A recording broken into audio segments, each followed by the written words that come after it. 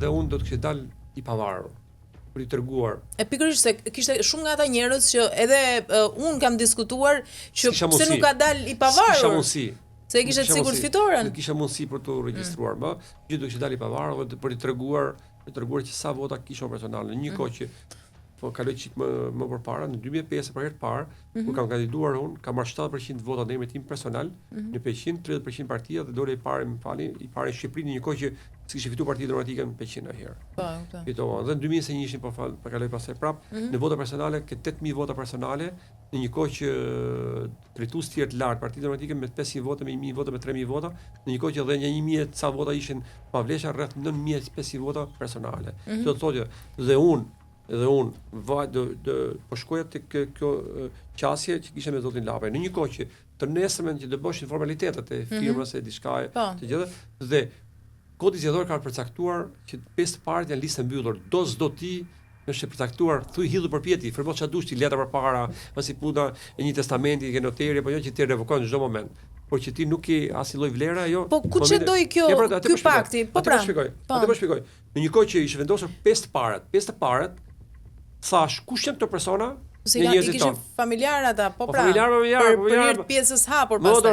Në 2019 nuk pyetën ato Lulbashës. I thanë vazhdon hyn parlament ato gjithë. Ndrojnë njëri tjetër. I thonë me që janë njerëz kot thoni ju, njerëz të juaj, dhe që të rriqen.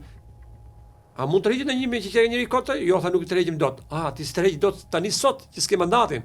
Po nesër kur të kemi mandatin, thotë, "Boje, provoj herë tjetër të dashtula, provoj herë tjetër." Ishte budallik, mirë. Unë nga padrejtësia ika do ishe diletantizëm politik dhe bie në padrejtësi tjetër, budallik politik nga ana ime. Dhe që tash kjo nuk bëhet. Domethënë gabimi ishte që të mos e publikoje atë hap që po ndërmerr. Unë po problemi është që dolja ajo atë natë që shkote sepse do shkosh në ora 12 ta që jemi s'ka ne. Ti nuk është se bëre krim, se edhe unë tani aftë dakord. Jam shumë i qetë. Po pra. Unë ato po them Adretik Lape ka humbur shansin e jetës të tij politike se mandatin e parë do merrte në Elbasan. Po që do të thotë që do të ketë një forcë shumë fort madhore, se vetë zoti Lape mendoj unë nuk kishte A thua ti ke ndërhyr? Po ja ta them pra pikërisht. Të shkon mendja atë. Po patjetër, ç'a bë sens që ti mos marrësh mendja. Se nga ato që ishin listë Elbasanit, na 2-3 vota të shohin se do marrin ato. Aq përfundoshin. A kupton? Njeriu që do merr mandat isha unë. Dhe pse ishte problem që të largoj një nga ato të vjet një bashkëtor im politik i afërt. Që kisha unë sigurinë që nesër të rriqej. Po. Kaq siç ka voto njerëz të vetë tezën, hallën, xhajën, babën, të dashurat, gjithë i kontrollonin ato po themi termin, kontrollojnë ato po të drejtur, do të kishte dhënë që su merr mandatin. Ta kuptoj kjo nuk bën sens pra. Që do të thotë pra që është një forcë madhore, e madhe që do ta mos e pranoj zotin Sula sepse na prish punë. Jo, ose financuesi tyra çdo që është, e pra se tani këtu kërcet shumë gjëja. Se s'mund të më jap dikush urdhër mua nëse unë s'kam varësi ndaj atij. Pra është diçka që për te shpallave të zotit Lapaj, mendoj unë. Kjo është historia, sepse nuk e do një mandat zoti Lapaj, po një mandat në Elbasan e merrte. 2-3 sa merr në Tiranë, janë ishte gjë e mirë për atë. Pra, po tani rruga na çon që Lapaj financohet nga Berisha. Nëse shkojmë trash. Unë as e kam dëgjuar, as e kam parë këtë. Jo, logjika them të çon. Tani, okay, po pas këtij momenti që u bë gabim kjo marrëveshje, nuk është se fole me këta që të kishin kontaktuar më para, se nuk ja vlen dhe mos se s'kishte më kohë. Ne fola me të gjitha, kam folur tash mos më kërkom qoftë zotin Lapaj. Jo, s'kishe ç'bëje më e kam fjalën. Jo, kam folur qoftë zotin Lapaj deri në momentin e fundit me zotin Shabani, zotin Parasoko, juristë kemi komunikuar dhe nuk është nevojë për të shpjeguar çka kemi folur. Unë ndam përfundimisht që nuk bëra dakord që unë isha unë i cili personi të cilët nuk pranova dhe refuzova që të vazhdoj me to. Jo çka thonë ato që morëm në vendim kryesin. Po atë natë një orë përpara mlodhën kryesin që pranon mua. Me datë 13 unë nuk rash dakord, thash vazhdoni rrugën e juaj. Tani, Partia Socialiste, kryeministri Rama ka bërë një ftesë edhe publike për ju. Madje në mos gaboj 3 ditë më parë un kam parë një status në rrjetet sociale, një video mesazh, një nga kandidatet vajzat e reja të Partisë Socialiste në Elbasan, besoj e keni ndjekur, që ju premtonte ju nëse do i bashkoheshit Partisë Socialiste se çdo të bënte përkthyer në investime në zonën tuaj. E keni ndjekur apo? Besoj ajo ishte pjesa më konkrete e ftesës, kam përshtypjen se ajo nuk e ka bërë me kokën e vet. Pse e ka bërë me kokën e vet? Dgjoj. Ne jetojmë në Shqipëri. Kemi lidhjet, negocimin fisi, mirësie, njohje, gjithë. Ajo është Shqipëria, do të kemi të qartë tani. Po. Nuk është vështirë as për ty, as për mua nesër, po të gërmosh të mbjesh një lidhje miqësie për të takuar, për një bisedë, për një nder, për një respekt apo për të patur një kontakt, të kemi të qartë. Që nuk mungojnë edhe. Që në atë aspekt nuk është se ka munguar nga shumë, po të them madje shumë. Shumë po them. Edhe listat edhe socialistët që janë tani nëpër listat për të kontribuar, për të ndihmuar për të gjëra, gjë që unë i kam refuzuar, që jemi të qartë. Nga i parë deri në fundit që nuk jam përzir, dhe unë sot do bë një javë dhe nuk merrem fare me fushatën, absolutisht. Nuk kam merrem me punët e familjes sime dhe nuk kam vendosur fare asgjë. S'ke pasur ftesë zyrtare nga PS-ti? Domethënë? Nuk kam se që të kanë kontaktuar deputet, po pra, nuk kjo kam është tjetër pasur. gjë. Jo, nuk kam pasur ftesë zyrtare që jemi të qartë. Nuk kam pasur ftesë zyrtare absolutisht. Përveç ftesave publike që ka bërë zoti Rama në atë lloj forme të gjërat, ose diversioni që ka bërë zoti Rama, që themi më saktë. Mes atyre vlerësimi ishte i konfirmuar. Dakor. Se ai e ka të tijën atë lloj. Dakor. Edhe unë po i them një gjë. Më firmoj bisedë të disa kolegëve socialistë që më kanë thënë që është e turpshme që mos jesh ti vazhdimin politik në Partinë Demokratike, sepse mbas Sali Berishës njeriu më i fortë që ke bërë opozitë kundra nesh ke qenë ti. Po, është vërtet. E ka marrë ndoshta si kompliment ose më bë për ta bërë çefin tjetër gjë. Jo, ke bërë opozitë më origjinale ti. Origjinale. Më bie po themi. E kam bërë këtë gjë.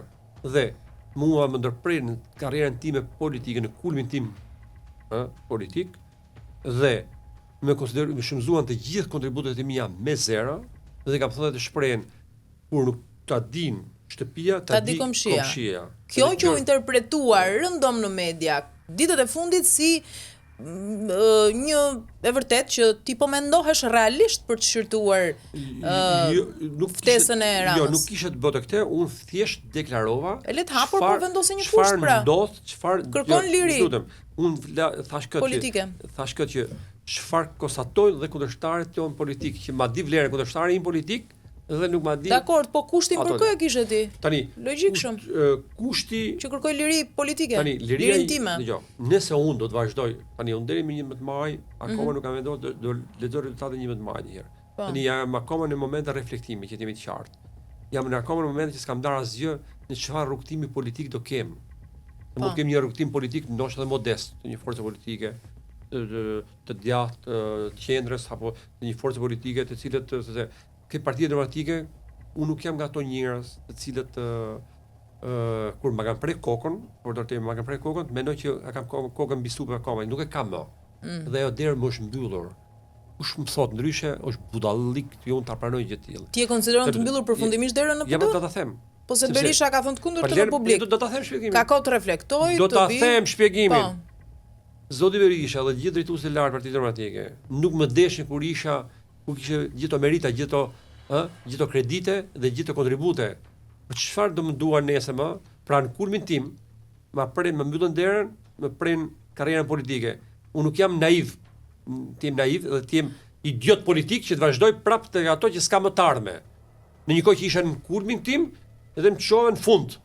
Kontributet e mia e çove zero dhe më thua mund të vazhdo ti. Tani s'prap rrugtimin nga e para unë. Ti ngrehem prapë atje, Por nuk ndodh ajo. Tani të marrin veshin që një herë mirë, ti në listë hapur e kisha opsionin? Zero. As në listë hapur? Sepse na kaloi ai moment. Tani. E pra, sepse kjo u tha, Berisha këtë tha që në momentin e parë është i mirëpritur, është në listë hapur. Se ti s'besoj se kishe frikë nga rezultati, se i superoi edhe ata që kishin si për teje. Unë mendoj që përpos çfarë flitet që politika nuk ka moral, unë them që politika ka moral. Politika nuk ka moral për ato burra dhe gra të cilët nuk janë të moralshëm. Kurse për ato burra dhe gra të cilët kanë moral, politika është e moralshme. Dhe unë po ka kosto të madhe ama. Po papir, nuk do përdor fjalën gënjeshtër sepse nuk bie mirë në vesh, po përdor prap edhe fjalën popullore. Nuk rrej dot. Nuk mashtroj dot. Jo nuk gënjej, por nuk rrej dot, dhe nuk mashtroj dot, që ta fusi kokë kushdo. Nga i pari deri në fundit. Sfidoj. Ka zoti Berisha i pari, deri të gjithë drejtuesit e lartë Partisë Demokratike. Nëse deri me datën 13 mars u telefonata e parë ka qenë nga zoti Noka, pastaj mbasi dolën lista, mbasi shkuan në Komisionin Qendror të Zgjedhjeve, ku nuk kishte emri im, listën as të mbyllur dhe as të hapur. Si as në të hapur, okay. Të hapur, Po mirë, po sepse ti jo, po sepse doli lajmi i minutave të fundit që ti kishe po jo pra kishe shkuar në lëvizje tjetër. Po të lutem pra. Këtë informacion mund ta kenë marrë. Korreale. Të lutem. S'kam qenë pjesë e projektit as të mbyllur, as të hapur. S'kam pas as një ftesë, as i komunikim, as i SMS, as i kontakt, as i zoti Berisha, as i drejtues i lartë i Partisë Demokratike. Në një kohë që të tjerë që ishin për listë hapur i kanë thirrur. Kolegën Ilda Dhori, po themi një emër, po themi disa kolegë tjerë që s'po përmend emra që kanë thirrur që të jenë në listë hapur. Kurse mua zero, as të mbyllur, as të hapur. Kontakti për mua ka qenë nga data 13 deri ditën e hënë, ku ishte korrigjimi i listave që la fat KQZ për korrigjim listash, deri ditën e hënë telefonata fundi ka qenë po nga sekretari i përgjithshëm zoti Noka 12 gjys ditës hënë, gjysmore se të merrë shurtim lista e Partisë Demokratike në KQZ. Dhe unë, të lutem, më ka kërkuar që të jem në listën e hapur. Dhe unë kam pranuar të jem në listën e hapur. Përsëri me një kusht të vetëm. Që kam kërkuar që një kandidat i cili ishte në Bashkinë e Beqinit, në listë nga Beqini, që s'po ja them emrin, do duaj që të tërhiqen nga kjo listë. Pse? Sepse edhe zoti Basha ka nxjerr që është i djathtë, një familje djathtë, një burr i nderuar që është si Mincani, një njeri nga familje persekutuar, vëllai ish sportist famshëm kombëtarës, futbollistit Bujar Cani, njeri familje e mirë aty në Peqin, i cili dhe unë, dy, dhe i personi tjetër tre që si duhet të thënë emrin sepse është shumë i dobët, do ishin 3 kandidatë të cilët ne do të merrnin votat, do të çashin votat e djata. Në një kohë që përballë kundërshtarëve politik ishte një tek. Dhe unë i kam thënë që do duhet që të tërhiqet ky person, të cilët ju e keni futur dhe që ju garantoj që unë ose do fitoja përballë PS-s ose maksimumi do të humbja me 500 vota. Në një kohë që sot ju garantoj që do dali 3.000 deri në 4.000 vota diferenca PS PD në Peqin. Dhe unë do vija nga Peqini mbi 6.000 vota të Partisë Demokratike dhe të mia personale dhe i kam thënë Flamur Nokët, nëse unë nuk kaloj mbi 10.000 vota personale në gjithë qarkun, nuk do dua ta marr mandatin e 6. Edhe i vetmi mundësi që ta marr mandatin e 6 isha unë dhe 2-3 kolegë tjerë të listës së hapur, në një kohë që edhe sikur mos ndote, jo për fajtim, që mos merrin mandati 6, ishi garantuar i 5 në Elbasan.